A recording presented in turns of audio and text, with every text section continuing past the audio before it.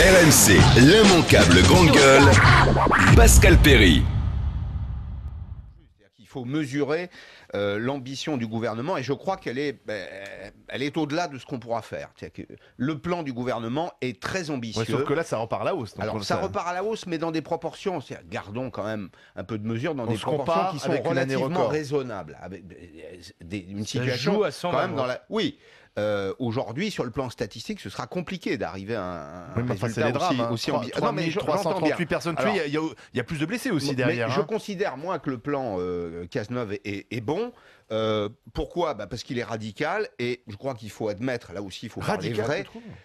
Moi, j'étais partisan d'arriver à zéro sur l'alcoolémie. C'est-à-dire que je considère que quand on prend le volant, la limite, c'est pas un verre, deux verres, c'est zéro. C'est zéro pour tout le monde alors. Mais zéro pour tout le monde. Mais alors là, pourquoi sûr. uniquement pour les jeunes conducteurs? Pour moi, c'est zéro pour tout le monde. Et l'argument que je vais employer est connu.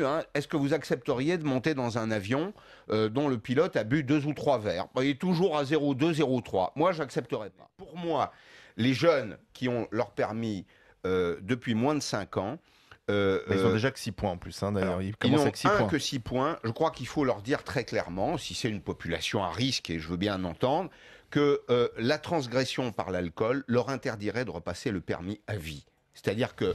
Non mais... Oui, non mais c'est les roulons sans permis. C'est une proposition, mais voilà, mais aussi leur donner celui qui se fait prendre d'aller jusqu'à 100 coups de fouet. Couper les mains comme ça. Non, on a droit à l'erreur, Pascal. Et pourquoi, voyez, pourquoi il faut des mesures radicales? Parce que, et vous en êtes autour de la table la démonstration, en France, la violence routière n'est pas considérée comme de la violence. La délinquance routière n'est pas considérée comme de la délinquance. Et vous êtes toujours prêt à redonner une chance à des gens qui sont, au fond, potentiellement des assassins de la route. Je vous dis que vous êtes irresponsables. On lutte contre le tabagisme, on lutte contre un certain nombre de choses. Et là, finalement, vous trouvez des excuses.